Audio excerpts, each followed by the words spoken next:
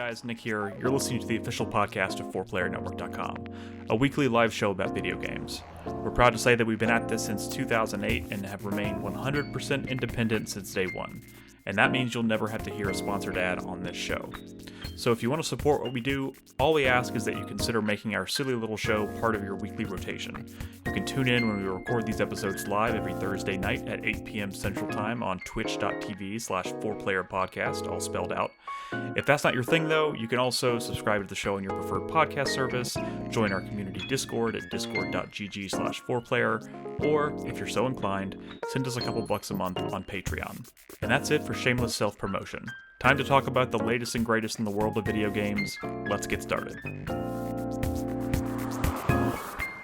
Hey everybody, welcome to 4Player Podcast, episode 879. It's June 25th, 2026. I'm your host, Nick Henderson, joined, as always, by Brad Simons. Yep, what's up? Christopher Guthridge. Oh, hey, what's up? And Christopher Davis. Hey, what's up? What the fuck are y'all doing tonight? I don't know. Weirdos? I don't know. I don't know what's going on. either. Anyways, guys, welcome to the show. I'm going to kick it off with an icebreaker here in just a second, but before we get to that, I just want to say that I watched Supergirl last night. How was it? What's the- I forgot it came out this weekend. It's pretty good. It's pretty good. I don't think it quite lives up to like... Was it pretty good? I've been hearing things. I don't know. Okay, look. Is it? I had a good time. Robin had a good time. We enjoyed ourselves. But, you know, I think there's going to be some talk about, like, because Superman left, like, a really big impression. And I think it was maybe just... I really liked Superman. If I really liked Superman, am I going to like this? This feels like Guardians of the Galaxy. Does it? You like Guardians of the Galaxy. Dude. I think Guardians of the I will say it. I think Guardians of the Galaxy 2 Yes, is your favorite Marvel film. is my favorite Marvel film. Yeah. Yeah. Really? This feels like Guardians of the Galaxy as but not by way of James Gunn. Does that make it's like somebody trying to Sure. I mean he's involved, but Who you is can the tell that director? oh god, you would ask me that. I think it's Yeah. Craig something. Somebody look that up. Somebody in chat, help me out. What did he do? What's his bona fides? Grown Ups Good 2, question. maybe? I do want to say Millie Alcock No. as Supergirl is so good.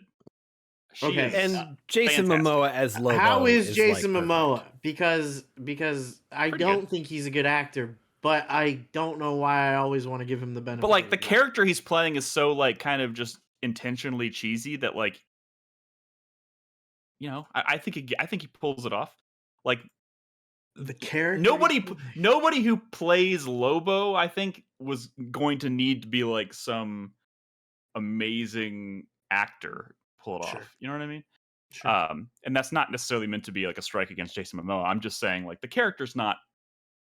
He's an archetype. He's a trope. The character, and he does it pretty well. It's a Khal Drogo kind of thing, right? Where like is the this look director? is a lot of the character. Yeah. The presence is a lot of the character. You don't have to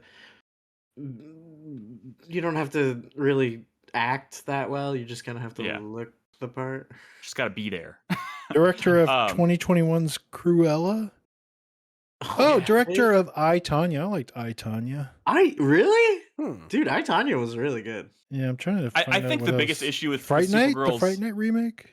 maybe the pacing is a little like it's like it doesn't really slow down much. It doesn't like give it a lot of room to breathe, but that's fine. Whatever. It's a fun movie. And also like the kind of the like the point of the movie is it's really more about it's a very like personal kind of thing for Kara as like she's like learning how to move on after Krypton loss of exploded and everything Krypton. and accept the fact that the Earth can be her home kind of thing. And like I think it works. It Okay. works. I had a Okay. good time. It's fun. But like, you know, Okay. it's not like it's not as good as Superman. Is But it makes me excited to see them together because I think that's going to be awesome. it's like a Marvel Phase 1 Thor. Like Yeah, it's yeah. not as good, but like okay. Yeah, like, that's actually a really good sure. comparison. They showed a trailer for Clayface before the movie, and Did I they am really? very intrigued. I'm very intrigued That's about weird. Clayface. Yeah. It's such a weird thing, but it looks like a horror movie, and I'm here for it. What was the last movie you hated, Nick? I We want to got- oh. there's accusations out there. No. You love He loving literally things. come in here with. Oh, it's There Will Be Blood. He's come in here did with fucking fight for hate There Will Be movies Blood, that were bitch. surprising. I watched Toy Story. It was mid. Wait, is Booster Gold in Supergirl? No. Fuck. Okay. One day. Booster Gold One is day. in Toy Just Story hold on 5. hope. Is he really? No, I watched Toy Story 5. It was mid. It has been a pretty good year, I will say that. Toy Story 5 feels closer to like Super Mario Galaxy than like the best of Toy Story. I feel like. Yeah. That's rude. I'm being rude. It was I don't even think fine. I saw Toy Story. Why are they still 4. making Toy Story movies though? Yeah, I think it was better than I don't 4. know. It's maybe. weird because like the Four was toys are kinda old mid. at this point, so it's like becoming like later Star Trek films, where it's just like about a bunch of old people going on an adventure about how they're old. Yeah. Man, I that mean, you but got it's me, not like, even digging about through like Woody's barely even in the movie, so it's not about his old age. I mean, there's like a bit of him being like, having A you bald know, spot. a bald Oh. spot, and he's overweight, or he's got like a His beer stuffing's belly. all lumpy. Yeah. But I mean, that's such a small part of the movie. It's mostly just about Jesse. But isn't the whole thing of like their toys and the future is coming to replace them with? Oh yeah, that the whole iPads? thing was the tablet. But the problem is Yeah. they don't go hard enough on the tablet. What do you mean? It's like cookies are sometimes food, but like they should have like Oh. smashed the tablet into a million pieces. Oh, but But they no, integrate it into that's- the family Yeah, unit. it's like That would've been- they're all homies by the end. So I'm like, no, this is like an actual Fuck that. screens are But bad. aren't they selling the tablet? Like Exactly. Exactly. Hey, look. You asked me what was the last movie I genuinely didn't like, right? I went back Oh, through boy. like This'll be This good. is just chronologically movies You watched that I watched. You watched some nonsense though. was So Some A of New them are Hope, wasn't random. Some of them are random. No, like what are you talking about? I'm It was going back. Firewalk chronologically. with me. The last movie I watched that I when it ended, I was like, what the fuck? I just wasted my time. Oh, I watched was Skinamarink? no, the Until Dawn. no, movie. not that. Until Dawn. I did kind of feel that way about Skinamarink, but The Yeah. Pope's Exorcist, holy god. Oh. I watched What's that. What the fuck is that? The one with fucking You watch some bad stuff though. Like Russell if Crowe- you remove all horror movies from your list, what's like the last I watch a lot of horror movies. prestige movie that you didn't like? Shut the fuck up. No, I mean, Define like- prestige. I'm saying like you like to get out, right? So you watch a lot of horror movies that you probably know going in aren't gonna like blow your socks off or whatever, right? So I mean, like if you remove like horror movies from the lineup, Does that include something like Frankenstein? well, I mean that is a classic horror monster. But it is. I think suppose. that was prestigious. It was a really Oh, you're right. well-made film. I mean, you're right. That was that Del Toro? Who did that? Yeah, that was Del Toro. You didn't like Frankenstein? I thought it was. No, I pretty cool. did like Frankenstein. Oh, then what the fuck are we talking about here? What answer do you want? You're supposed to be looking for movies you didn't like. Oh, Like also, what's a famous prestige movie that you didn't like? Yeah. Like The Godfather. You watched The Godfather and you're I like, like The "Meh." Godfather. I still haven't watched The Godfather Part 2. That's the best one. Ooh, that's- I know, but like, I do like that movie a lot. See, this is like the whole Nick thinks Prince of Persia is ugly thing all over again. I never said I didn't like There Will Be Blood. I watched There Will Be Blood. It is a really great movie. It is You not a didn't movie have I to will ever say it. watch again. It is not a movie I ever watch no. again. That's no, fine. though. No, Quentin Tarantino says that There Will Be Blood is a movie you have to watch at least twice. Yeah, honestly. All right, maybe I'll watch it a second time. But like, I feel like it's been so long since I watched it that like, it's like almost like I haven't watched it. No, don't Do I watch have to it. Watch it two Watch- more times. Watch watch Boogie Nights. Excuse have me, you seen That's a good Boogie- movie. Boogie Excuse Nights is a him, good gentlemen. Yeah, Boogie Nights is amazing. But I'm saying like if Oh, Boogie Paul- Nights is crazy. I feel like Paul Thomas Anderson. Yeah, I mean, like you went too far. I mean, how much Paul Thomas Anderson have you seen? Like Start I'm naming saying, Paul I think Thomas Anderson movies. I feel like you're on the wrong Units, path. Like you shouldn't be watching like The Inherent Vice, Master. You should be watching like One battle after another. Oh, you watched. I still haven't watched One Battle After Another. Oh, you haven't? God. Dude, No. Yeah, I think you'd like that. I bet I would. You I also bet I need to would. watch Close Encounters. A Boogie Nights, I think, is the most like accessible, but also amazing Paul Boogie Thomas Nights Anderson movie. Is crazy. Boogie Nights will do things to you. Oh, have you seen Yes. Punch Drunk Love? No. Damn. So just I There am Will looking Be at my Blood. list, and man, it is. I watch a lot of horror You movies. wouldn't like You know what Magnolia. else? You know what else? I think in the grand scheme of things, Boogie Nights also kind of not justifies, but like gives you a bit more understanding as to like why we've had to put up with fucking what's his face for so long. Mark Wahlberg. Mark Wahlberg. Yeah, Yeah, yeah. dude, he's good in that movie. Everybody's so good in that movie. I think like at least 3 times a week I think of the bad drug deal scene with the dude Yeah. popping the firecrackers in the background, like at least 3 times a week. Yeah. Now you got me looking for a prestige film that I didn't like, and now I don't fucking Did you see know Inherent Vice? what that means. Yeah, I did well, not I've see seen Inherent it. Vice. I love that movie. Yeah. Also, Josh Brolin's very funny Yeah. and weird. Moto in that movie. Pancake. Moto Pancake. I do also. I can't do stop think saying that every time I eat pancakes. there is a certain amount of this that amounts to like I do, as many people probably do, tend to seek out the movies that look interesting to me, and more often than not, they are the ones that I enjoy my time watching. Yeah, I mean, I get it. Oh, you're saying you just got like an incredible hit rate. You're just like hitting it. I know myself. Every time you like you see something, you're like, that's it. And then you watch it and you're like, yup, I was right. That was it. I know Art doesn't myself. take I you know by what I like. surprise. What can I say? I know what I like. But like I am looking at this, and God, I watch a lot of fucking horror movies. I watched the original Dune fairly recently. Oh, the 84 Dune? Yeah, awful. My name is a killing word. Look, I don't think you're going to get a lot of pushback on that. David Lynch famously doesn't like it, but like, or didn't like it. But fuck you, dude. Like, the movie's great. I mean, it's great. Like I do highly recommend drinking if you're watching it, because it'll make the experience. Yeah. Find a good that much better. Game, right? The Blue Sappho. Every time I see like a non-horror movie, I look at it and I'm like, could this be the one? No, that was a pretty good movie.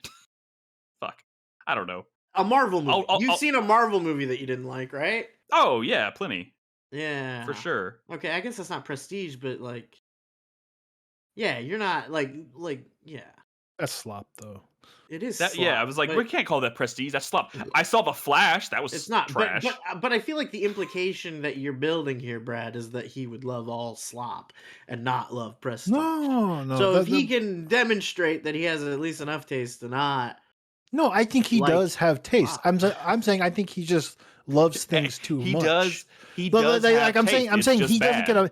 It would be like too much. It would be like a cheat to say that what he didn't love is something that was, of course, something that's easy to not love or whatever. I don't know. What I'm saying. You're this trying is the to podcast, coax right? yes, this is the podcast. You're Yeah, trying to I want coax a real take. I want a real moment from you. You want a hot take? All right. Well, I mean, I'm trying to recreate the Jeff Daniels scene from the America's not the best. I'll keep looking when we start talking about actual video games. But why don't we start with an icebreaker? Even though I feel like we just kind of went on a rant that could 4Player. feel like an icebreaker. Shop Creeper from North Carolina, who is playing Deltarune. He asks, this is a hypothetical here, would you rather get $10,000 instantly or get $100 for every hot dog you eat for the rest of your life? Jeez. That's an easy one? Dude, no, $10,000. It's free. It's basically free hot dogs. But like, I don't like hot dogs. Yeah. Okay, you want a hot take? I'm not a fan of hot dogs. Although, ironically, we did have hot dogs last week. Counterbalance that with like the health issue of like switching to a primarily hot dog diet. Well, that's assuming you do that because you're a greedy bitch. I'm just thinking, like, let's say you rent your place, you pay like, I don't know, $1,200 a month, right? You pay another couple hundred in groceries, maybe a month. No. Utilities. You got it all wrong. You got it Let's all say fucking wrong. If you needed $1,500 a month, Kobayashi, and you got $100. What's his name? 15 hot dogs. 15 By the way, hot are dogs we in a saying month, which is a hot dog every other day? Chestnut? That's a hot dog. That's one hot dog every other day. Is that too Joey many Chestnut, hot dogs? dude? You train your body to like binge hot dogs at a competitive level, and you just get like a shit ton of money. And you like every other part of your diet is like salads, like you're eating healthy, you're hitting the gym, but you're also just training your body to be able to eat like, 80 hot dogs in 3 minutes. Day 2 and Brad would look like fucking Slimer in the hot dog. Yeah, exactly. Kobayashi, that is his name, dude. He looked like fucking Goku when he took his shirt off, and he would eat like 80 hot dogs in like 3 minutes. Dude, That's we a lot ate of hot money. dogs What last was the week. other option? $10,000? $10,000 instantly, or $100 Just like a every flat hot- buyout of $10,000. Yeah, but that's only That's 100 no hot good. dogs. That's 100 hot dogs. Yeah. Eat 100 Yeah. hot dogs in like Dude, 3 I minutes. ate 2 hot dogs last week, What is the and that world was the record? first time I had had hot dogs in like 10 years. What is Joey Chestnuts or whoever? What's the record hot dog amount? It's How many like hot 80 dogs? or something. How many hot dogs can Hot dog a eating man record. eat? Also, I think it's important to specify: does this only count like boring ass, like regular ass hot dogs, or like what? Does this also like, is it all wieners? You know what I mean? You talking, like- 76 hot dogs and buns in 10 minutes. Is it Oh, all God. wieners? Nick's gonna go start sucking dick. Joey Chestnuts did 76 in 10 minutes. Yeah. Okay, but it's not like another 10 minutes would have gotten him another 76 hot dogs, right? Like that's 76 hot dogs, and then how long until he doesn't eat a hot dog? They're Like, Nathan's hot dogs. he doesn't too. do that every day, right? That's like so much sodium. That's what I'm saying. You got to consider, like, you're putting, like, you're making eating hot dogs your job, right? Yeah, That's just your do primary it like source of twice income. a month. Do the binge twice a month, and you're making so much money. This is a whitest kid you know sketch But right I'm here. saying, can the human body do 276 hot dogs? That's what sittings Joey a Chestnut's month? still alive and kicking, I think. Does he do that twice a month, or does he do it a couple times a year? Can I say that the He's not woman's gonna- he's record avoiding is the question. 33 hot dogs, and I'm severely disappointed. Mm. I don't know. That seems like a lot to me. But hey, I hope that answered your question, Shop Creeper. But I think I found 2 movies that might be considered prestige that I wasn't a huge fan of. Whoa. I'll let y'all be the judge of this, okay? The first one I'm gonna throw out there is The Creator from Gareth Edwards. Is that Never seen it. is that ringing any bells? I've heard of it. No, right? but Or I heard of Gareth Edwards. But Gareth Edwards is controversial. Oh. Is he? Is he controversial? What makes him Yeah. controversial? He doesn't know how to make a Warcraft? good Godzilla movie. He did the Warcraft movie. Okay. He also did Rogue One. Maybe that's the one you're thinking of. That made him controversial. Yeah, Rogue One is. Okay. Jurassic World Rebirth? He did Jurassic World Rebirth. I did watch that. Godzilla? Okay. I like Monsters. Jurassic World No. Rebirth more than I I'm- liked The Creator, and that is a Gareth problem. Edwards is not who I was thinking of. Monsters put him on the map. No, you're Monsters right. 1 was okay. No, who did the Warcraft movie? Wasn't Monsters that 1? There wasn't was that another Monsters? David Bowie's Yeah, they son? made a sequel. Let me just say, this next one here, I don't even know. The House That Jack Built. Has anybody seen that? No. No. No. What is that? Okay, The well, y'all are House y'all are That- uneducated stooges. Then it's Yeah, I a don't know Lars if that's Van true. Lars Van Nick- Trier movie. Oh, I'm familiar with it's Lars von It's Trier. a Starring- latter day. It's a latter day LVT. That's crazy. Starring Matt Dillon. And this is actually a really well-made movie. Have but you seen any other Lars von Trier movies? I You saw feel like I have. Antichrist, right? I have not seen Antichrist. Why would you have Oh, seen okay. Antichrist? Why? I want to watch Antichrist, but I've been told so many things that I'm actually nervous to watch it. It's yeah. I mean, that's not Looking like at his- a the fun Bjork movie. The Bjork movie. Bjork. The Antichrist the is the one- only other movie oh. he's made that I Dancer in the really want Dark. to see. Yeah, Dancer in the Dark, where she gets Yeah. Brutal. Was he one of the was Wrecking he the one of Waves? the Dogma 95 guys? Dogma 90. That was What like does a that whole that was like a movement in the 90s. There was this like group of filmmakers who wrote a manifesto called Dogma 95, and it was all about like making these really like down to the ground interpersonal like realistic movies, like to the point where they wouldn't even use like lighting that wasn't completely like motivated in the scene. They wouldn't use music that wasn't motivated in the scene. Like yeah, I don't know. It was like everyone who was involved did like one movie like that, and it never became anybody's like predominant style. I don't know. Anyway, That's it. That's all. Lars I von can find Trier on my also list. said he liked Hitler, I think, or something like that. Oh. But, like, he said Yikes, something okay. really stupid. Whoa. He said something really stupid about the Holocaust. That is like basically the stupidest thing one could say. I went back like 4 years in my letterbox because I do keep track of all the movies I watch, and yeah, I liked most of the stuff that I watched to some degree. So, fuck you, Brad. That's fine. I'm over here living my best life. But if I come across any other hot takes, I'll let you know. But let's get down to it. Let's talk about video games. That's what we're here to do.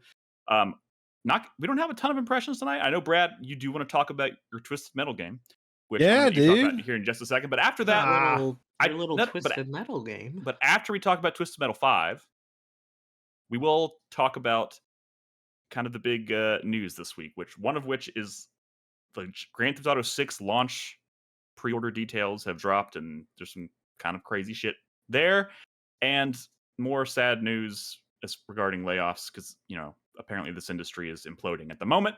So before we get to that stuff, Brad, Yes. you're the only one with a new game to talk about tonight. Fuck yeah, dude. Is it new? And is it old? Is it new? Is What it even is a it? real video game? New Is it for even? me. Is it in Dreams? No. I honestly know nothing about this. This is like a high effort, like built-in Unity sequel Fan game? to the PS1 era of Twisted Metal. It's called Twisted Metal 5. I have a serious And- question. Yes. How are they able to do this legally? Well, They aren't. No one said this was legal. Like okay. I got a link to okay. a Dropbox folder. It's not. I didn't download this off Steam or anything. Like this is a fan game, but it is an extremely high effort fan game. Oh, they're not somebody selling in it. our It's probably the Discord big- like brought this to my attention, and I watched the trailer, and I was like, oh, I mean, I can be very dismissive of fan games because oftentimes they're like unfinished or like people love the idea but they don't actually come together. I mean, sometimes it's like truly awesome, like AM2R in the remake of Metroid 2, which was really great. And sometimes they're really great. They come together. And sometimes they come together and then they just keep making more and more shit for this game. This is like the ultimate old school Twisted Metal game. It has like so much content. They just released like I think patch 3.0 recently, which is why people are talking about it again. I believe it's hard to like research like just raw numbers for this game, but I believe there's 52 playable characters. They basically have, and there's like a ton of shit to unlock, but I believe that like you there's a, like, I believe it's like every playable character that's ever been in Twisted Metal or something. I don't know. There's so many characters. 52 is a lot. I mean, we're getting to like Marvel vs. Capcom 2 size. And it's a car combat game, so it's not like, and I gotta be honest with you. I love Twisted Metal, but I'm very specifically not a fan of Twisted Metal 3 and 4. Back in the day, Is that because what it was a this different developer, and like to me, those games immediately just felt wrong and off, and I never played them for just more than like, to me it was just fan fiction, right? I'm like, this is not Twisted Metal. I'm not gonna play this shit. There's other games I'm gonna play. And then Vigilante 8.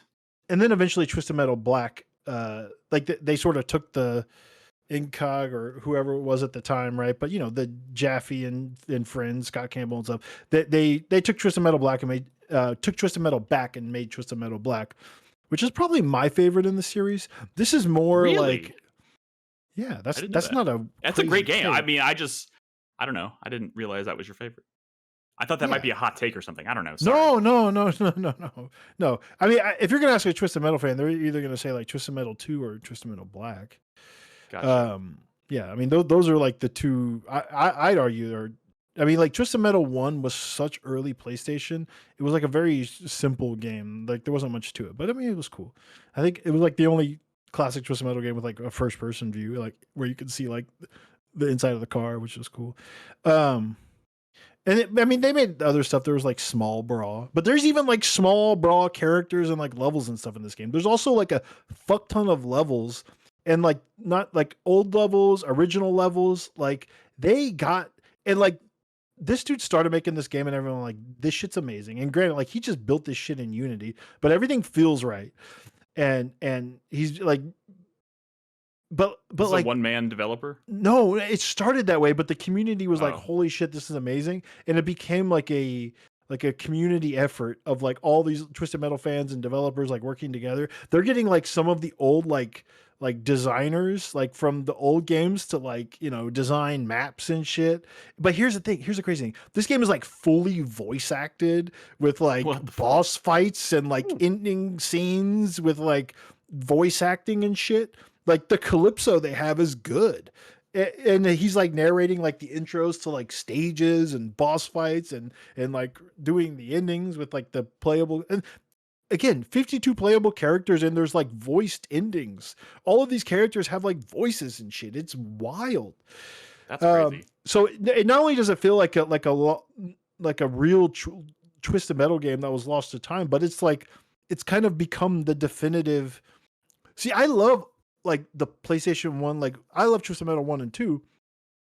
Twisted Metal 2 specifically, but like it's really old. So like going back to play that, it feels like you're playing a really old game, and a lot of people do believe that's peak Twisted Metal. Black is a PS2 game, and it feels a lot more modern, but I think it's one of the reasons I love Black so much is because it's a much more modern feeling game, you know, for the time. But it's nice to have a game that like feels very Twisted Metal 2, but it feels a lot more, you know, more modern, obviously. Yeah. Like you, I think you'd be shocked to like pull up footage of Twisted Metal 2 and you're like, holy shit. Like when back in the day when you like shot down the Eiffel Tower, you know, it's a very different like image in your head when you're younger, right? There's so much going on here. I don't know. I barely played Twisted Metal like Small Brawl or whatever. I'm assuming this is a level from that, but what the hell is that?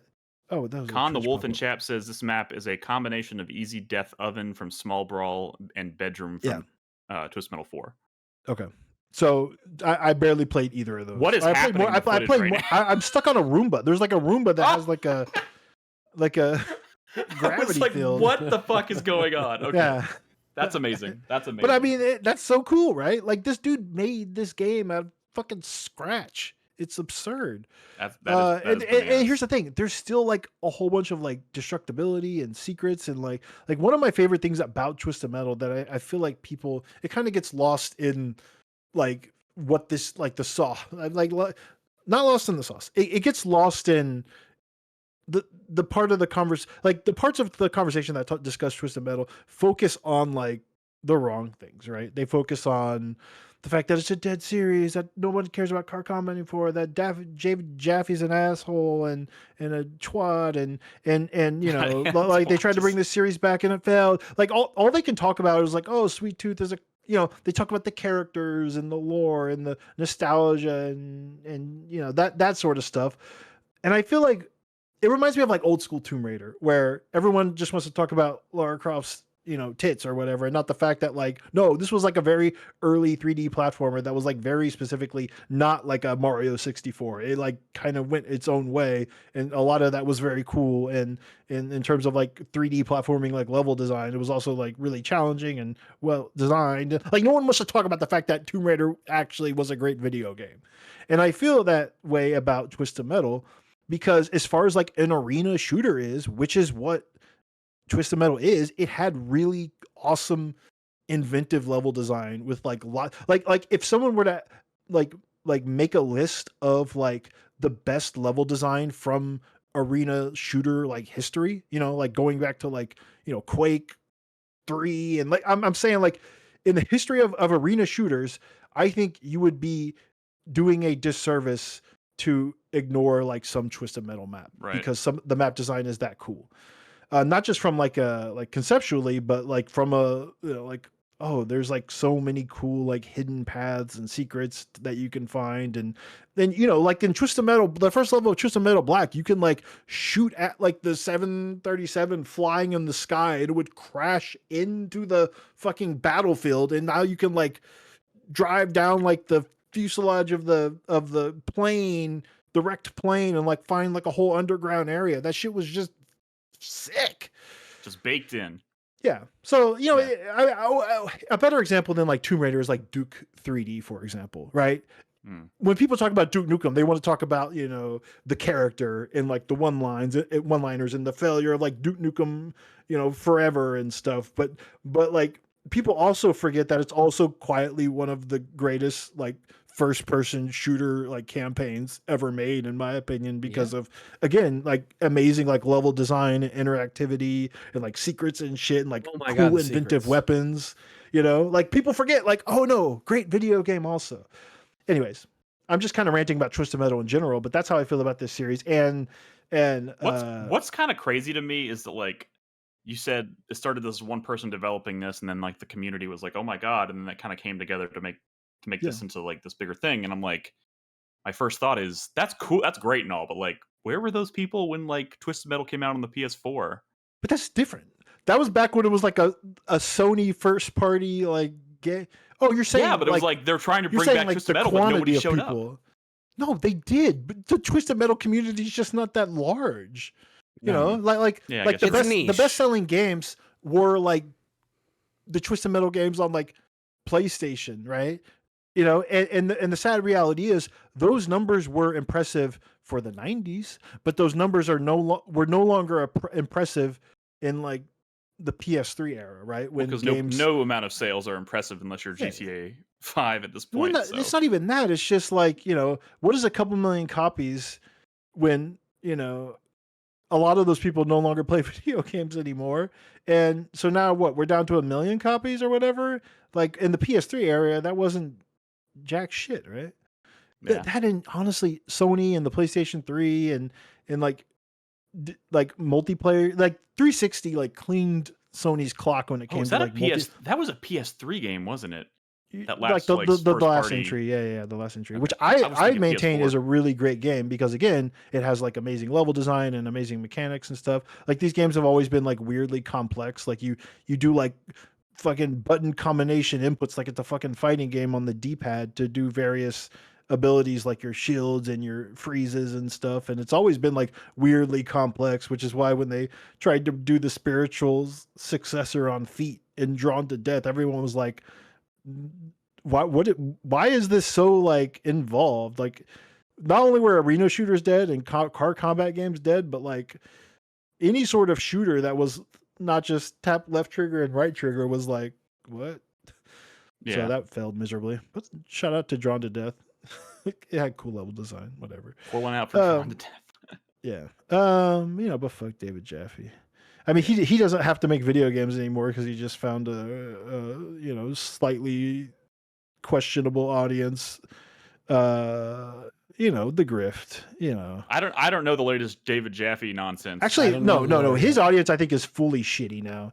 I think he started off being kind of like normal, but then he realized, oh, there's money in saying horrible things. So yeah, he sucks fully. He sucks ass.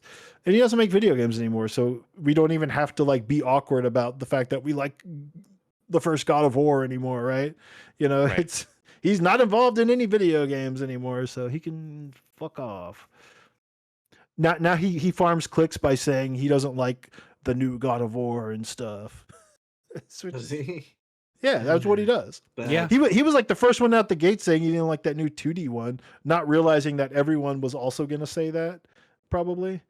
And he was like, oh, I guess it's not even controversial to say I don't like it. Everyone hates it. Whatever. But he also hates, like, you know, 2018, like, Kratos and stuff. So, you know, what are you going to do? He sucks. Why am I talking about David Jaffe? This game's Sorry, cool. we can move on from David Jaffe. Cool. He's also not involved in this game, so, yeah. Beautiful. Yeah, I'm sorry I only played one. This is a Twisted Metal Black character, by the way. But yeah, I remember this character. I should have switched it up. So I guess before we get to the news, I don't mind at least mentioning real quick that I finished 007 First Light. Okay. Great video game. Finally. Great. Jeez. I know. I've sunk like 25 hours into Mean to the Hollower too, so like that kind of kept me. I finished Mean to the Hollower 100%. Nice. Took me a long time, but I feel like I'm not gonna 100% it, but I feel like I'm getting So, close. so you might be surprised, but like the further you get in the game, they introduce things that actually make tracking and finding secrets way easier. So you might think that you don't play 100%, but you might be compelled once you see how easy it is, how much easier it is to find like secrets and upgrades and stuff. We'll see. We'll see how I feel when They the basically credits roll. I tell mean, you, it's like when you're on a screen that has a secret you haven't found. yeah. I mean, Um, what I will say is my time with I'm loving my time with Mina the Hollower. It's an incredible fucking video game, and I'm really glad I let myself get swept up by it because it was a little bit of a rough start for me. But yeah, man, Mina the Hollower is great. 007 can I say was one great. thing? Having finished it, they do crazy shit with the new game pluses and stuff. There's like new game plus 1, 2, 3, 4, 5, 6, and 7, like it's fucking Dark Souls, but it's not your normal new game plus. Like different new game plus numbers start introducing like new when you hit new game plus 2, it becomes like a randomizer. You know, like which are Yeah, like it Okay. when they do like summer games done quick and shit. yeah, where like all of a sudden like the first item you get is not like, you know, the first item you get. It might be like an item that you get like way later in the game, and it might not even be like a power up or something. Like randomizers are things that like cool modders do for like existing classic games, but for the developer to just sort of build that into the game as like a new game plus thing is crazy. Also, there is a true ending to this game that some might argue like the only good ending, because their actual ending is kind of And like, let me guess, I have to 100% I don't want to spoil it to get it. No. Is it worse than that? Oh no, it's literally impossible for someone to get it on their first playthrough. But when you find out what you have to do, it's like, hard pass. What the fuck are you talking about? That's what I have to do to get the true ending. I don't really want to spoil anything. Can I spoil like one aspect and like one thing to like get the true ending is will it ruin someone for like I haven't even finished I'm not going to talk about the ending. I'm going to talk about one thing that you have to not do in a playthrough to get the true ending. Go for it. Yeah. You can't destroy more than 4 candles. What the fuck? What does that mean? Candles are they're like, it's like Castlevania. They're literally everywhere, all over the screen. And it'd be like it's like the equivalent of like, okay, you're playing like a Zelda game. It's like you got to remember not to like not to smash pots. Yeah, exactly. Like what the fuck? And again, I will say, like, how could you even keep track of that? Like, that's dude, crazy. Well, there is something that helps you keep track, and it is very like, I don't want to spoil the story moment, but there's a really cool story moment that late in the game that is, let's just say it's probably inspired by a certain courtroom scene in Chrono Trigger, and this secret ending is related to stuff like that, and it's fucking wild. It's fucking wild. I don't know if I'll ever do it, but part of Mina the Hollower is like, you know how there's like hundreds of fucking modifiers and toggles and shit you can turn on? You unlock even more when you finish the game, and there's some wild shit in there. And so you could, I think, turn on stuff to like make it easier, but yeah, it's crazy. Yeah, it's cool. I'm probably gonna finish. Well, I'm going out of town next week. By the way, I haven't told you this yet. I'm gonna be gone all next week. So, but I will be probably, if I haven't finished Mina the Hollower by the end of this weekend, I will probably be continuing my playthrough on that. Can we get Nolan on and just play a cool multiplayer game? Let's just play the camouflage one that everybody's playing. Oh yeah, 100%. Camouflage prop hunt. Yeah. How much does that cost? Is it free? How are people playing friend slop games and not with no one? They don't actually pay for games, right? The populace, the masses. It's got to be like $5. Chameleon, it's $6. Okay, we could do that. The problem is Chris Davis never wants to play these games either, so we gotta get people. Dude, which is a shame, because when he does play them, we get like gold, like when he fell off the mountain and Peak. Like that was peak comedy too. So like, real quick before we move on, I just want to, because having finished 007, Chris Davis will know what I'm talking about. There are two things. There's like several moments near the end of this game that are just like, oh my god, I can't believe nobody's done this before. Like in terms of like, they take, like, you know, like the story takes him to a place and then they start like kind of like showing you things and you're like, oh shit, he's probably I'm probably gonna be able to use that at some point, and then it comes back around, and you finally get to use it in like a set piece, and you're like, oh my god, this is fucking crazy, and it fucking works, and it's so good. Yeah, Oh, and there's man. there's a sequence at the end in the final level of the game that is just like kind of like Bond fan wet dream, and I don't want to spoil it, but it's so good. It's so good. Austin Powers shows up. No. I'm talking about like if you want to talk about like what about the potential in like setting up like an iconic Bond set piece or whatever in like the coolest way possible, they do it in the last level of this game, and it's so much fun. Can I ask, young Dexter, your goat now? Dude, I what's up? think he legitimately might be one of my favorite Bonds. Like, he's so good in this game. He's actually I think pretty he's good. legit. He is legit great.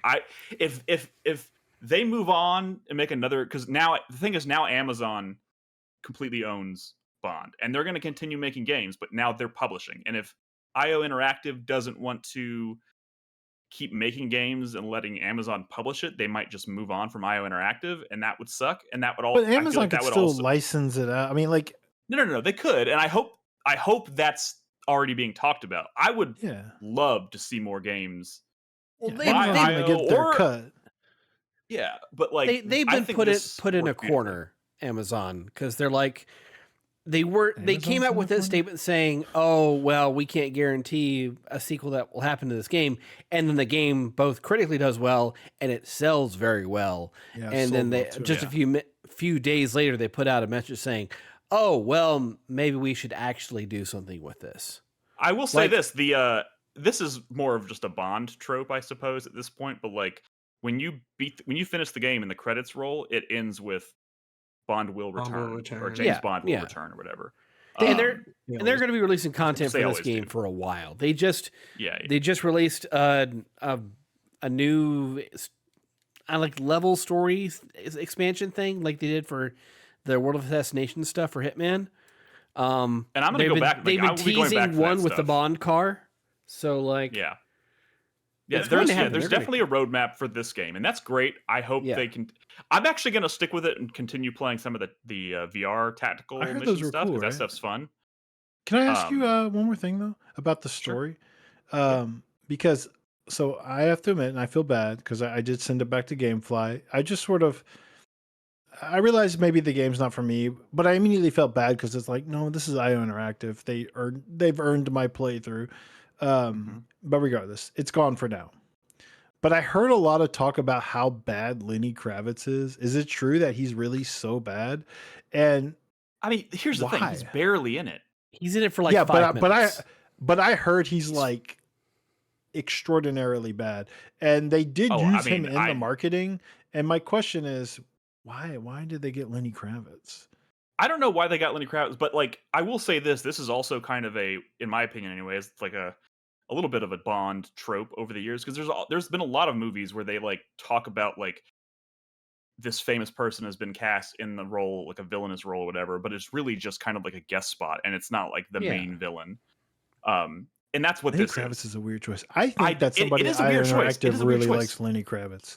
It's fine, and he has almost no spoken dialogue. Like it's fine. I don't know what was. No. I heard the performances. Like the people I've heard talk about it were like, "This is legendarily like."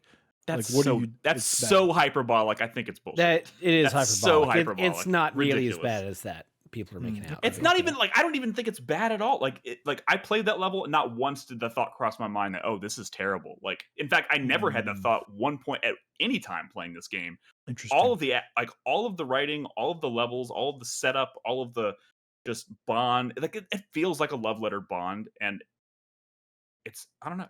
There's good, no man. bad character in the game at all.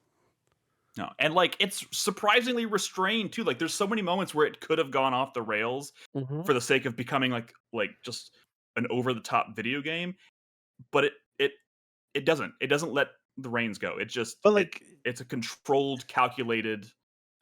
There's still some like weird thing going on at IO Interactive, because a lot of the targets, DLC targets for Hitman, World of Assassination, are like celebrities. Yeah, that is weird. like non-video game people. But is that not a little bit of Fortnite fever? Like shoot Eminem, or there's Mia Jovovich, there's Sean Bean, there's been plenty. Yeah. But that's because of Fortnite, man. Fortnite has like... That doesn't feel like Fortnite. No, I mean, it's like Fortnite's like every game has to like... It's like squeeze a Kojima in like thing, celebrity cameos. Like they just really wanted to get this dude in a booth because they're fans. It's I mean, celebrities sell shit, so like... It does. And I don't think anybody is gonna... I don't think any celebrity is going to like turn down the role just because they're the one being assassinated in the game. Like that... a lot of them would probably think of that as like a badge of honor. I mean, if you think about it with like the elusive targets, like do you want to kill Gary Busey or Gary Cole? Vote on who you want to see in the game. It's at the end of the day, like, isn't that like the cheapest route for continued support? Because like, if you think about it, it's just an elusive target with a little bit different AI pathing, and you get an actor in the booth for like 20 minutes to record some lines, and boom, you're done. Like, you don't have to. It's probably the most expensive 20 minutes on the. And it keeps people coming back for content. Yeah, I mean, if you have a game with a roadmap, the chances are the longer your roadmap for a game post-launch, I think the more likely it is you're going to be turning to like celebrities for cameos and shit. But I think of the age of the actors and stuff too, and it really makes me think that there are like maybe some people on that team that are a little bit older that just want, like, it's never like young actors. It's like, Lenny Kravitz. What has anybody? It is random. Yeah, that's so it random. is random. Because one, he's not an actor, and two, who's cared about Lenny Kravitz? Like, A, maybe period, or B, like in the past 20. We've moved on to Zoe Kravitz. Well, yeah, I mean, sure. But hey, I don't know. Like, I mean, I'm still Lisa Bonet still has my heart, but whatever. His role in this game is such an afterthought that like it hardly even matters. It is weird that he was kind of like central to the marketing for this game because his role his role is not reflective of that in the actual game. He's in it for so little time. In fact, I kept expecting him to come back into the game at some point because he was such a prominent part of the marketing, but it never happened. So but sorry, he's in the new content, so like, okay, that's also like, maybe that's it. Maybe he's part of the roadmap. Anyways, that's all I wanted to say about Bond. Great game, do highly recommend it. Now, let's have a conversation here about it's a lot of more potentially bad news. I'll start with the maybe less bad news. I don't know. It depends on how y'all look at it. But today they kind of revealed a lot of the information we've been waiting for as far as Grand Theft Auto 6's launch and pre-order options and whatnot. And I think the two main points to kind of take away from that are, and there's been a lot of speculation about this leading up to it. So like, I can't say I'm super surprised, at least about the price, because the price is the first thing. It is officially going to be $79. Like the base version of this game is going to be $79.99 at launch. So this is they're taking the plunge, which let's be honest, like who didn't see that coming? Like if there's any developer out there, any game that can get away with this, it's probably Grand Theft Auto, just because of like the cultural impact that series has had. 230 million copies of GTA 5 have been sold. Yeah. The bigger question though is like, fuck that. Will other publishers and studios follow suit and start charging more for their game? That's kind of where I'm not. But there's going to be a lot of trying and probably a lot of failing. I feel like, at least for a while. Locked story content? Chat saying they had like, didn't they say like there's going to be like shops and stuff in the game that you can't access unless you get the deluxe edition, which is $100? Yeah. There's like that is super fucked, and that's like the shops where you can like customize your cars and shit. Yeah, that is really fucked, and it's just another. It's another shitty trend that they're probably gonna get away with again, because I think they could literally get away with fucking anything. Tattoo car and a Grand Theft Auto. I mean, that's not saying that all tattoo car and clothes shops in the game are going to be locked. It's just certain ones that are exclusive to the deluxe edition, I think. But like, still, until it comes out on PC and people immediately figure out how to access it. Yeah. The other part of this story that I think is a big deal is that it is officially going to be digital only. They are selling physical copies, but it's just a box with a download code.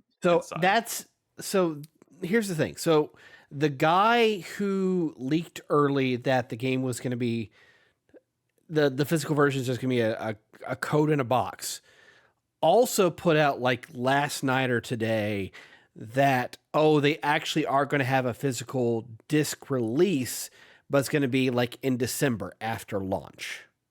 Which is basically just a cheap way of getting people to like double dip on a game. Like people who can't stand the idea of not having a physical copy are not going to wait until, some people are probably going to, but like... I'll wait. Yeah, but you're you're a little bit of a weirdo. David. I mean that in the most loving way possible. If Ocarina of Time launches against GTA6, I think I might play Ocarina. Yeah, I'm probably in the same boat, but at this... Really? It's just Ocarina of Time. You say Ocarina of Time is my Ocarina? favorite game of all time. Ocarina, whatever. I know, but like... can I say that it's also, a little weird that there's going to be like 100 million players that don't understand that, like, wait, there's a story? Like, there are Grand Theft Auto fans, like, who have no idea. 100 million of them that only care about the online portion of Grand Theft Auto. Well, the thing about they're just going to be confused because it's not going to launch with online. Well, that's the thing, though, is that like the marketing and the store materials are calling it specifically a single player game, which is leading people to believe that maybe GTA 6 Online is a completely separate product and a separate purchase. Of course. Oh, yeah. But we don't 100%. know anything about that. It's just going to be like Call of Duty or whatever.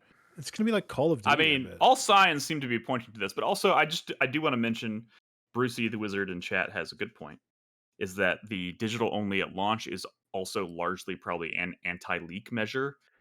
If there's no physical copies out there in the world, then nobody can leak them ahead of launch. People built their streaming careers on playing leaked copies of Grand Theft Auto. And they're but like if it were entirely an anti-leak situation, I feel like there wouldn't be even like that. The gap between the actual launch day and the release of the physical copy wouldn't be as large. Which again, we don't know that this is accurate yet. This is just rumors and leaked information. It probably is, but like having to wait a month after launch to get a physical copy, it almost doesn't seem worth it to me personally. But like, do you think like this is?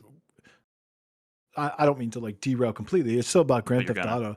What are the chances that there's even like a shirt, a hat, like a sign somewhere? Like, what's the over under on a very tiny Scooter Brothers reference in Grand Theft Auto 6? I don't think it's like it's not zero. It's not zero. Definitely not zero. It's like there was like a whole bit made for it in Grand Theft Auto 5. So like they gotta have like maybe like a nod, right? Because Grand Theft Auto has always done like nods to their own shit, right? Like, yeah, that's crazy. This is sad, Brad. I don't, dude. Grand Theft Auto 5 is like the best-selling video game of all time if you don't count Minecraft. Look, they've already played out Scooter Brothers. It's going to be holy crap, that's a bear. Would that be? That doesn't even make sense. That doesn't make sense because it's not GTA. Yeah, but wouldn't it be funny if there's got to be other popular GTA clips that we had, right? I don't know what they are. Yeah. But wouldn't that be hilarious if they actually just found another one of those simulator, and like like a murder and made a reference to it, and you're like, they're literally just farming jokes from our fucking YouTube channel. It's not gonna happen. Okay. So how are we feeling about this? It's Who cares? I don't know. I'm kind of at peace with it. I'm not gonna give him a cent. Yeah. I played Alan Wake 2 at launch, and I did eventually double dip, but that came out like a year after the launch. And I was just like, I'd like to have a physical copy of it, so I bought it. But like, yeah, that's the way to do it when it's on sale. Paying $80 in November and then probably paying another $80 in December just to have a physical box. No, don't buy. If you want a physical copy, do it when it's cheap. If you do that, don't tell us. I'm not talking about me doing it. I'm definitely not doing that. I'm just saying there are a lot of people who are going to do that because nobody. I mean, I say nobody. That's hyperbolic, but like, there's a lot of people out there who want the physical box but are not willing to wait to play GTA 6. Sure. Yeah, those people are a little out of their minds. But well, speaking of embarrassing, that's the thing. Yeah, we live in a scam economy now. Like now, yeah. Well, especially now since the 80s. Can I? Speaking of embarrassing purchases, Chris Davis, you didn't like pre-order a Steam machine or anything, did you? That would be crazy. No. That would be great. Okay. No, I did not, but I did order the joystick for Ace Combat 8. So. Well, whatever. It's a different sort. How much are Steam machines now? Is this $1,049 for the entry price? 1,040. Yeah, but when you also remember that the Steam, the best Steam Deck is $950, I guess it's not that far off. But like the thing about the Steam machine is that the Steam machine is not like a cutting edge PC by any means. It's you know, 2 Steam Decks duct taped together or whatever. Well, maybe better than that, but you know what I'm saying. Like, it's not. You used to be able to like build a PC that was like, you know, like really good for that amount of money. Like you know, you could make not these days, obviously, because everything is terrible. But I'm saying like that used to be like what I was aiming for when I built a gaming PC, and now you're spending that money for like, you know, a PS4 Pro or whatever the fuck it is in terms of power. Like, what is a Steam machine? It's not amazing, right? I mean, I don't know the specs off the top of my head. What I do know is that, like, how do you not know? Because it's $1,049 and I built a computer and it's pretty good. That's the shit one. You don't want to buy the $1,049 one. It's like a 3060. Oh, okay, worse than a PS5. Whatever. I mean, like, okay. The thing is that like the Rampocalypse is still happening. DDR3 prices are through the roof. DDR3. So the only components that have come down even just a little bit have been motherboards. And motherboards, you plug everything else into a motherboard and it's everything else that's more expensive. So like it doesn't surprise me that the price is so high. Yeah, it's sad though. We can't even like get. I don't know. It's just depressing. I can't believe how much they raised the price of the Steam Decks. That's so absurd. It's so absurd. Microsoft is raising the price of their fucking series, like the Xbox Series. Yeah. Console. The Series S is going up $100. The X is going up $150. It's now an $800 but that's still Xbox. Nothing compared to the Steam Deck. I mean, did we talk about it on the podcast? Like it went up like $300. That is crazy, but there is a different. Like Steam Decks were actually popular and selling. I'm still like, I still feel like, are Xboxes selling even prior to this price increase? Like I feel like, I mean, Xboxes were selling better than Steam Decks. That's for sure. I mean, I don't know about that because like the Series S launched at like $300. It's with this new price increase, it's going to be $600. So like it doubled in price. Bananas. What Steam Deck OLED did you get, Nick? Like the 1 terabyte? That's $950 now. I think I got the. It went up $300. No, I guess. You got the one that was $549. It's now $789. Well, technically, I got 2 Steam Decks because I got the one at launch, and then when they released the OLED, I got that. But that's the thing. The $400 Steam Deck is still the same power that's in the $950 Steam Deck, and that's fucking whack. It is. The Switch 2 is more powerful than it. And that's crazy. Anyways, I want to let's move on. One more bit of news here that I think it's more bad news. More bad news bears, guys. I'm sorry. It's going to be like this for a while. The game industry is in crisis mode at the moment. We talked about the state of Xbox last week and like the crazy shit going down there, and it's just like, you know, rippling out. EA is reportedly laying off. I don't know. I don't think we have a number yet as far as how many people are being laid off, but it's mostly people in recruitment, customer support, and IT. Which I don't know how much that actually amounts to, but that's fucked. They're trying to lower their head count so that they can be attractive to the Saudi buyout, which is, I think, like $55 billion. Fucking gross. Yeah. So that sucks. Compulsion Games, while the layoffs are not official yet at Compulsion, it's sounding like I think there's reports that we're seeing lots of employees that work at Compulsion Games that are not exactly being LinkedIn's is what's happening. Yeah, they're not exactly being secret about the fact that they're updating their LinkedIn's. So I feel like that's either a studio closure entirely or mass layoffs coming to Compulsion, which is crazy considering kind of the surprise success that was. Oh my god, I keep wanting to say Midnight Mass, and that's totally wrong. South of Midnight. That was a success. South of Midnight. It didn't feel like it. Well, I mean, it's one of those games. It was a critical success. A Peabody. It also, it's hard. It's one of those games that's kind of hard to gauge because of the fact that it was also ingrained with Game Pass at launch. But still, like it is widely. It was well received. Like people talk about that game pretty fondly, even if that's not necessarily the case in these parts. There are a lot of people. No, I mean the critical. I mean, it's in the 70s on Metacritic.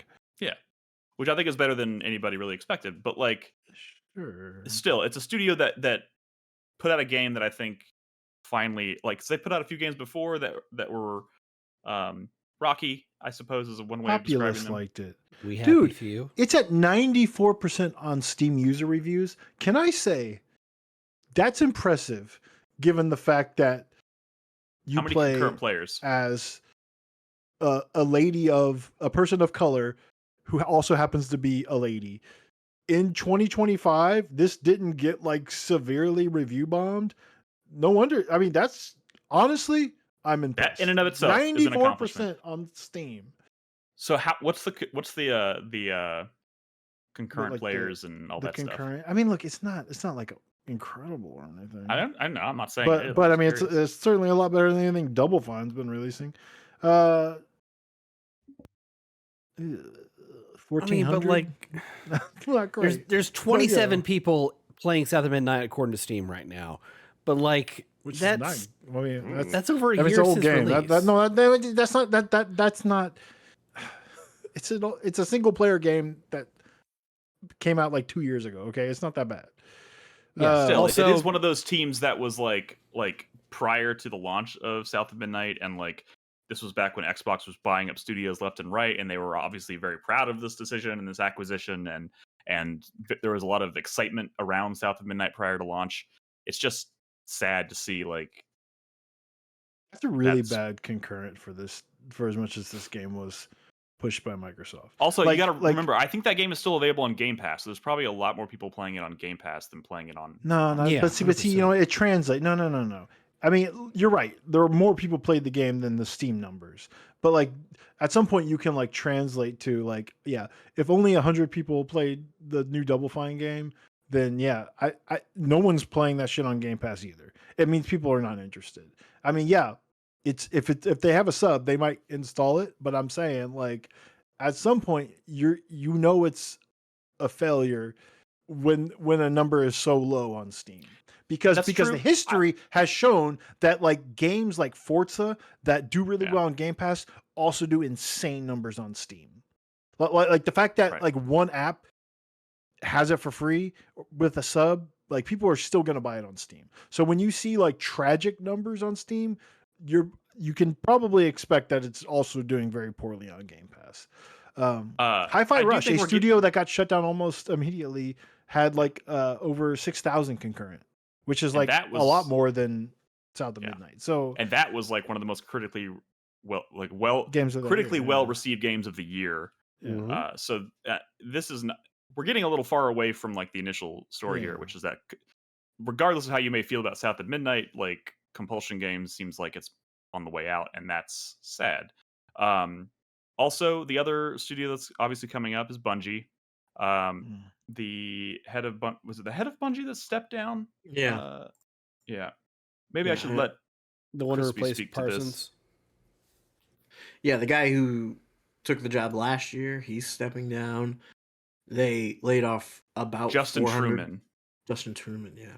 They laid off about 400 people today. Jesus Christ. According to Washington State, they laid off 292 just in the Bellevue area. Yeah. Oh my! I don't know what that means. I know the entirety. That would be Bellevue's where their headquarters is. Yeah. So is it like the entire? People? It's mostly Destiny people, but it's even some Marathon people. Yeah. How many people? But like worked the at entirety, it was about. So they said 400 was about half their head count. Oh my god! Yeah, I mean it. They said it was about like earlier today. What Paul Tassi was saying that there were just over 400 people in the layoff Zoom call, and I mean it's like we know like the entire cinematic team from Destiny got laid off. That's crazy. The entire sandbox team from Destiny 2 got laid off.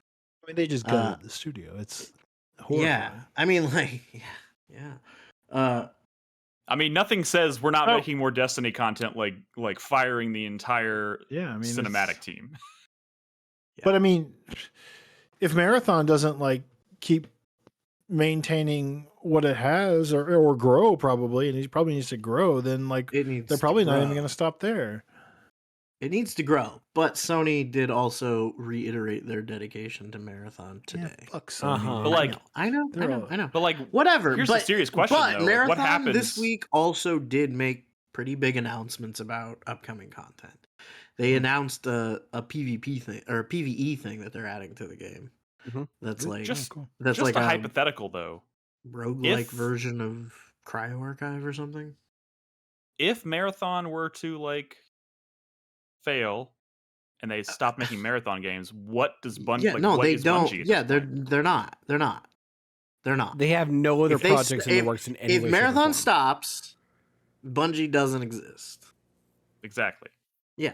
So like they're putting all their eggs in the Marathon basket, which I would have figured it was going to be the other way around. That Sony guy.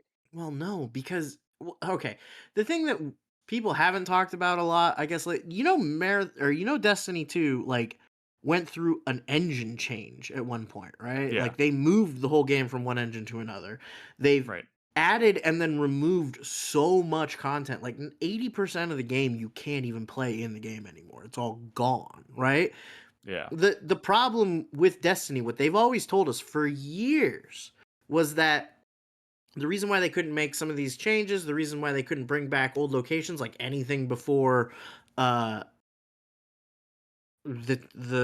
Witch Queen, I think, maybe, like, is because all of that content was built in a completely different engine, so they'd have to remake it. And also the code for Destiny 2 is just so crazy. Like, the game download is like 180 gigs. It's huge.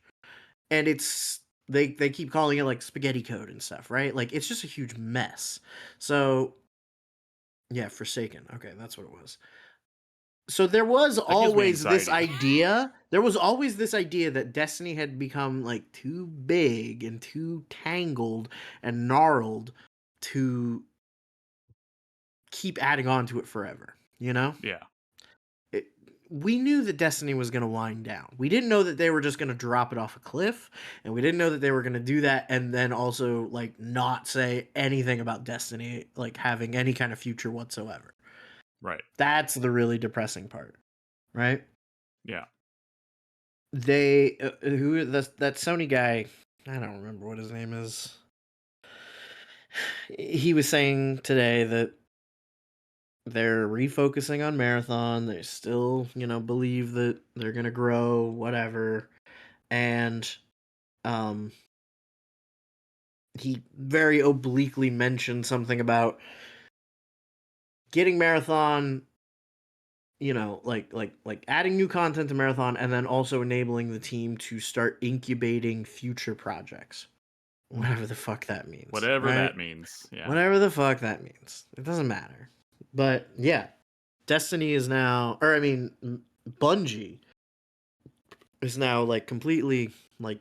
But I don't understand. Like, because I was looking at the numbers, right? I'm looking at the down. charts for like right now. Destiny 2 is number 11 on Steam. I don't want. It's number 11 on Steam. Fucking. This is all my fucking. Sense. This is all my Twitter feed is like, look at how many people are playing Destiny versus look at how many people are playing Marathon, and why did Sony do this? I don't know. Tell us, Crispy. Tell us. I don't know. It doesn't make sense. I hate that that Marathon, on top of everything else that Marathon has going against it, now has the death of Destiny on its hands, I guess. Like, people have such animus for this game beyond anything that has to do with what the game actually is itself, right? There's just so many reasons to not play Marathon, and it actually maybe is secretly one of the coolest shooters that's ever come out. Right? It's crazy. It's so fucking cool. It is. We live in a backwards insane, though, that Sony isn't even willing to like say like, hey, Destiny as like a franchise, as an IP is important to us. We're like, okay, maybe we're gonna end production. Throw us a bone, goddammit. We're gonna end production on 2, but like this. We still want to do something with Destiny. Destiny is great. And like, now that they've put out that final update and people have like gone through and played some of the new story missions, some of the new exotic missions, and like see the content that was in the game being made by developers when they still thought they were going to continue the story, and they're like laying the threads for what the next story beats would be. It's awful. It's like, oh yeah, next year was gonna be the year. Like, it was gonna be cool. Now it's gonna be something. And now it's gonna be nothing. Now it's Black Void. Now it is death. Like I don't know. Like, they can't even say like, hey, we're like not even like committing to having a project, but saying like we're exploring ways to like continue the literally story of anything Destiny. will make us feel literally better. Anything. When they canceled Lower Decks, the people were saying like, yeah, I mean, it would be cool to be able to continue this somewhere else. I don't know. Sony won't even say that. Like, it's crazy. Hopefully some of these decisions start to make some sense. I feel like I've had to watch like one child be murdered to save another child's life. And that happened to me. I genuinely love that child who's still here, but like, oh my god, like, this is awful. Like, this is awful. I feel you, Crispy. Awful. I had 2 amazing Dexter shows, and one had to die for the other to live. Dude, so. I'm speaking of which, Monster Hunter Wilds is. There are more people playing Monster Hunter World than Monster Hunter Wilds right now, by 100 people. It's 14,800 for World and 14,700 for Wilds right now. Oh, but they're right next to each other on the Steam charts. So what? That's wild. I mean, that is kind of wild, but like 14,000 people. Yeah, I mean, why are so many more people playing World? I mean, it's so much older. World was like its peak, really formative for a lot of modern Monster Hunter fans. Dude, that's where like all of us got on the series. I know you were playing before, but PS. Brad's the Monster Hunter hipster. That's where a lot of us got on. All right, man. That's it for all the bad news this week. We'll give you a break from bad news next week. Like I said, probably won't be a podcast next week. Instead, the guys might get together to play a co-op game together on our usual recording night. Don't say all that. I'm just saying. I'm saying maybe. It's a maybe. One way or the other. Probably not going to be a podcast next week. So chill. We'll give you a break from the bad industry news for now. No promises for the week after that. Let's go ahead and wrap up with the 4-player minute. Brad, you're up. Yes. Final thoughts. Oh, man, I had something that I wanted to. I wanted to talk about because I thought it was cool. Jeff Gerstmann finally finished his NES. He played and ranked every single NES game that released in the US. So like all around 750 games. That's so many. He played and beat them? He didn't beat them necessarily because so much of that list is like shovelware. Unplayable. But he did rank everything. He played at least every game some. And he saved Super Mario Brothers 3 for last. Yeah, he did save it for last, which is not the number one game. It is in the top 10, of course. The number one game on his list is Mega Man 2, which, makes sense, respectable. Okay. He has got Zelda at 4. He has Super Mario Brothers 3 at 5. But, a lot of stuff you'd expect. Hey, Brad, in the spirit of our top 10s, what came in at number 10 for him? Super Mario Bros. 2. Oh, that game is trash. Doki that game must be trash. Well, hang on. What about his 11? I think 11? Is the original. 11 is DuckTales by Capcom. Wow. Trash. Absolute Mike trash. Tyson's Punch-Out at 14 seems a little low, but it's okay. It's okay. Brett's just completely ignoring me Metal now, Gear at 24. Hey, question. Oh, no. He announced he's doing this again with a new console. He's playing and ranking every N64 game. Oh, which is pretty high. I feel like that won't take nearly as long. It won't take nearly as long. It's like 200 games. Yeah, but it's. But he has to use a N64 controller. Ooh. He's using original hardware. Yeah. No, he's not. No. He said he didn't. He's put up images of his Nintendo 64 setup all ready to go. He's using original hardware. The man emulated NES games. He did not have 750 games. Don't look at his social media, man. I'm telling you. No, I know he has a lot of original hardware. His collection is insane. He doesn't have the entire library of N64 games. Yeah. Anyways, I mean, he owns games that are like tens of thousands of dollars, worth tens of thousands of dollars. He has extremely rare shit. He doesn't have that kind of library. Oh no. That wasn't what I meant. He emulates, but I hope he plays the disc drive games. I want to see how he reacts. I think he's just playing all of the North America releases of N64 games, and the disc drive only came out in Japan. So yeah. I just want to see how he reacts to Doshin the Giant. Chris Davis. Then it come to GameCube later. What are your final thoughts for the week? My final thoughts are I'm fucking poor right now, and I'm not certain I'm buying a game in the next month, if not 2. You always talk about this shit like what do you? I mean, I bought a car. Make a big purchase. Yeah, I know. This was the lead into that conversation, but like, you got to stop saying you're broke when you bought a car. And you built a house. Yeah, you're doing fine, Chris Davis. You're gonna play plenty of games in your life. Yeah, I'm going to play plenty of games and rely more on the Steam family. Was it a Ferrari? No, I got a Subaru. Not a Ferrari. No, a Subaru. A Subaru Ferrari? I didn't know they make those. I think people who buy brand new Subarus buy video games still, so I think you'll be all right. Well, hopefully, yeah. You heard it here first. He said he's going to rely more on our Steam family. Yeah, that's pretty much going to be it. But at the same time, I'm also making stupid purchases. Like I just ordered the joystick for Ace Combat 8, even though there's absolutely no guarantees I'll actually ever use it. How much is that? $150. Oh, I was about to PayPal you some money, man. I thought you were struggling. Oh, I just want everyone in our that's listening at home to know that in our staff channel in Discord, we kind of have a running meme, which is because we like to notify each other when we make a purchase on Steam to let everybody know that it's in the library. When only Chris Davis does the notification, but when Chris Davis does this, it always turns into like gifs of like people going, "What the fuck are you talking about?" Because making the list it's always like 5 games that nobody's ever heard of. Not even Chris Davis. It's usually 1 or 2 games that y'all have heard of and 3 others that you absolutely do not know about. Yeah. It's just so funny. Like I get a notification from Chris Davis. It pops up on my phone. I look at it and I see the word Steam family and I'm like, oh boy, here we go.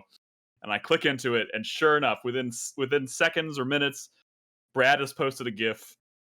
Everybody's like, what the fuck is going on? And personally, I love it. I think it's an amazing internal meme. I just want the world to know about it because it's pretty great. But keep doing what you're doing, Chris Davis. let your freak flag fly, as they say. I get paid next week, and the Steam sale is on, so who knows what'll pop up. You just said you can't afford to buy video games. Yeah, I know. That's this week. It's called next week debt, motherfucker. Next week is different.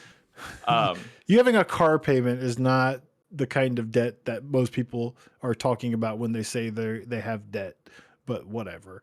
Why don't you post a picture of your car in chat so we can see what you got? I'll send you a thing. We'll dox them. I'll put it in. just don't say what the color is. I will put a picture of it in our team chat. How about that? Wait, you don't want chat to know? Weird. Don't take the bait, Chris Davis. Don't take the bait. Is there anything else you want to add to your final I don't need thought? to be doxxed a third time. No, I haven't played a single fucking video game the past week, and it eats at me. But I mean, Star Fox is in a box in the next room. I'm looking forward to playing a game from 1996. So hell yeah! Wait. Yeah. Are you talking about the new one? Of course. The remake, you mean? Yes. How much was that?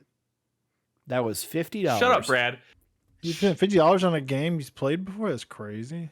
I know, right? Shut the fuck up. All right, Crispy. Final thoughts for the week. My final thoughts. My final thoughts. THOTs. My thoughts. Is Zero Parades. Uh-oh. I was just looking at it. Yeah. I know it came out a few weeks ago. He's no longer a comrade. A month ago. I'm no longer a comrade. No, it popped up on Steam and I didn't realize it's very positive on Steam. It's still at an 84. The reviews were pretty good, yeah. 84 on Metacritic or OpenCritic. Yeah. And I'm reading through the reviews and I don't know. A lot of it is people being like, yo, I was skeptical, but this is really good. And then other people being like, these people are fucking class traders. You should kill them. It is not anywhere near the depth or the praxis of Disco Elysium. It is stupid and vapid.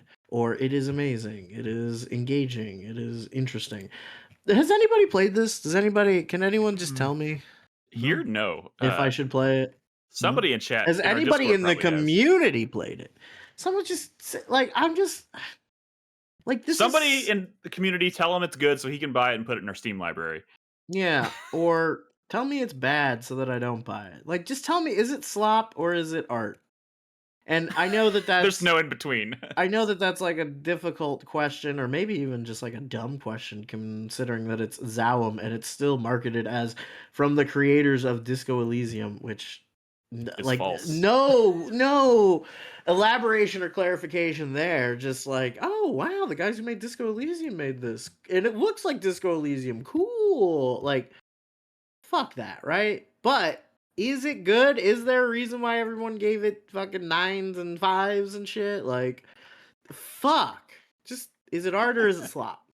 All right. I play Tristan fan games now, okay? Yeah. That's books looking boring, you know? Real art. All right.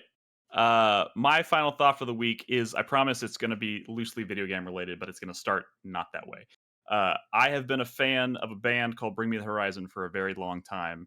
One of the first bands that ever got me into heavy music. And they started as a very, very heavy deathcore band 20 years ago. After their third album, they famously started to go more mainstream and become more poppy and synth heavy and experimental for a very long time. And people for 10 plus years have been God damn it, go back to your roots. We want more deathcore from you. And they've laughed in people's faces most of the time. Today, they dropped their new single, which is straight off of their first album.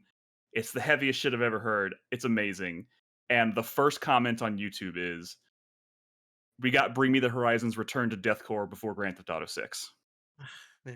And it's so true. But it's so good if you're a Bring Me the Horizon fan. I love most of their albums, even their newer shit, but this new shit is good. So go check it out. Bring Me the Horizon doesn't sound like a death metal band, though. It is a quote. It sounds like a U2 album or something. It's a quote from Pirates of the Caribbean, which doesn't help it at all. I mean, you clearly have not seen like how a lot of bands, like there's a band called The Devil Wears Prada. Like it's really, yeah, but the devil's in the name. Yeah, but it's literally named after the movie The Devil Wears Prada.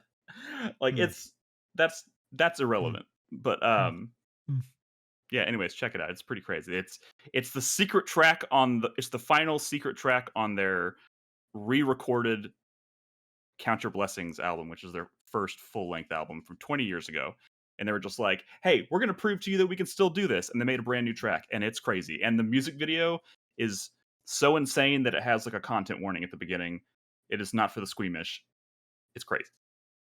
Anyways, that's it for our show tonight, guys. Thank you for tuning in.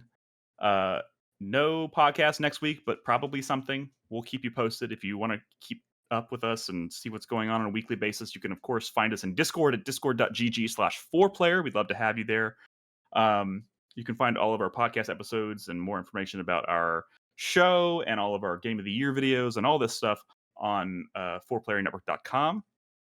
But we'll be back in about 2 weeks' time to talk about video games.